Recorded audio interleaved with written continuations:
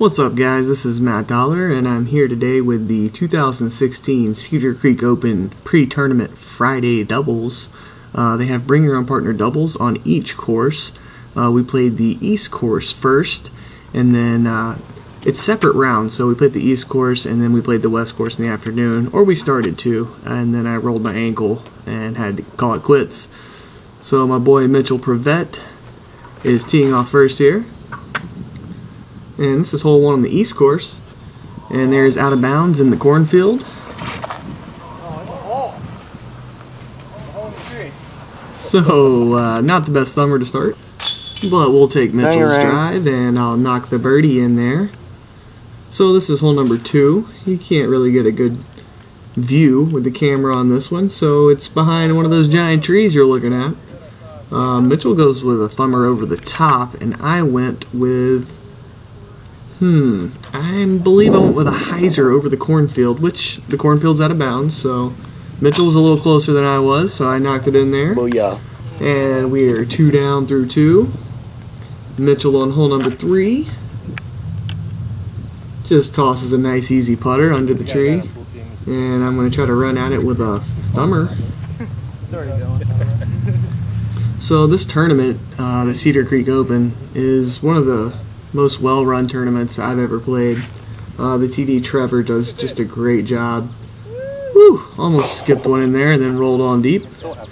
So Trevor has all these other activities. Like I said, you have the East Course doubles and the West Course doubles, and you can play either one or both or neither, whatever you want to do. So we played the East before I hurt myself, and here we are on hole number 4.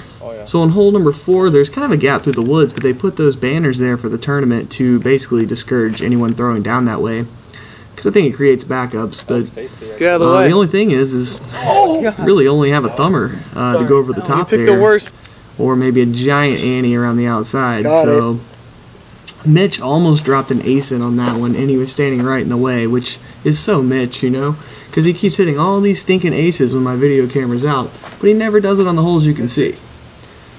Anyway, this is a temp hole that Trevor uses every year, and it's a tough one. Mitch actually really helped me find the line on this one, which I wasn't able to put into effect for the tournament because, well, I wasn't able to play. But I'll know for next year, and I do plan on coming back to play this tournament again. So once again, we're going to take Mitch's drive. He went just a little bit past it, and I will hit the putt. So here we are on hole number 6, and this is a temporary tee pad. This is probably the longest hole, or second longest hole on the course. And we had a little bit of headwind, so I went with the defender. I was a little surprised it didn't flip over more. Now Mitch is going to come out and try to hammer one. And don't listen to Mitch because he swallowed a bug, and look at that smile. Happy Mitch. Oh man. So alright. So Mitch and I were playing practice putting games on this basket on Thursday and Friday morning, so I pretty much was confident he was going to nail this. The guy is one of the best jump putters I've ever met. So if he didn't nail it, I was going to nail it home for him. But so we're in there and we're still perfect through this point. And we're on hole number 7.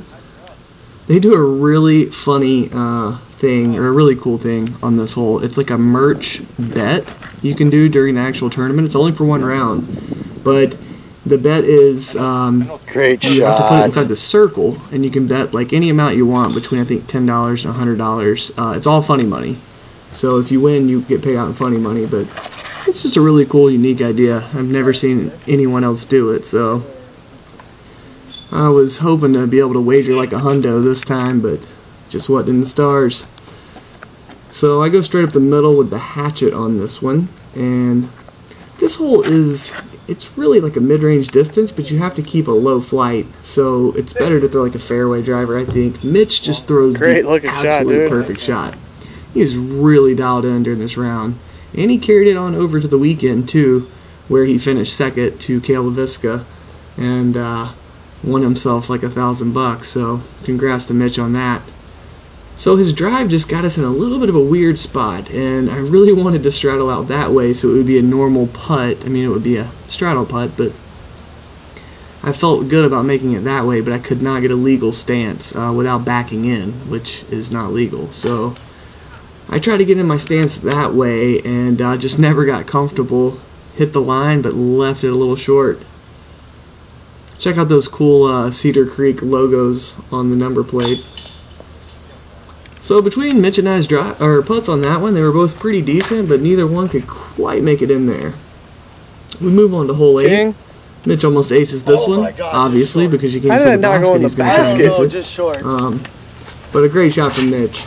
This one's really tough if you throw it backhand, and I just showed you that because I threw it right into that tree. Usually in the tournament, I would go with a thumber or sidearm out the left side. So now this here is a very tricky hole.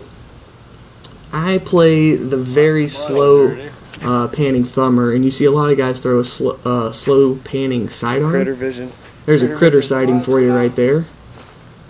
Chris Meyer, aka Critter, blocking the camera view. Right, stepped right into it. So Mitch might have skipped down that hill, but I left us right there for a putt. Finally, we're using one of my drives, and well, I guess the second one we've used, but Mitch knocks it in there, and we've only missed one hole. And we're gonna move on to hole 9.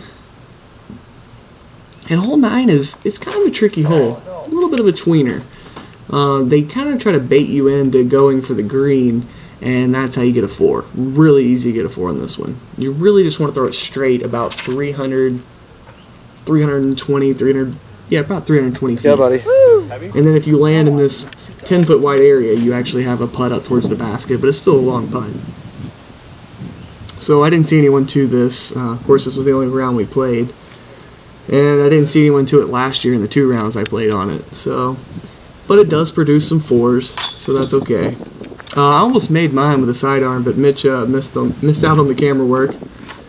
In fact, pretty crazy the way we videoed it. Oh, well, first off, look at this shot. This is the Opto Flow, which I smashed around that corner. And it is never to be seen again. We looked for like 15 minutes, never found it. As far as I know, it never got turned in. Pretty bummed about that one. And so we had to take Mitch's drive that was in the crap over there, and we didn't get the camera rolling, so we just pitched up. So anyway, back to the way I filmed this round. You know, I have that awesome Ridge Roller Custom Zuka cart, and actually took the monopod from my camera and put it through the hole in the top of the Zuka cart into my bag, and then zipped my bag up. Deep. And then used the putter pouch on my cart to Velcro the pole of my cart and the monopod together.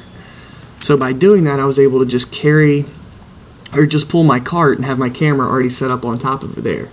So all we did is just set my cart up facing the hole from behind us, and whichever one of us wasn't throwing, just hit the zoom button. So this was actually a really cool way we did this, and I was really happy with the way it worked out.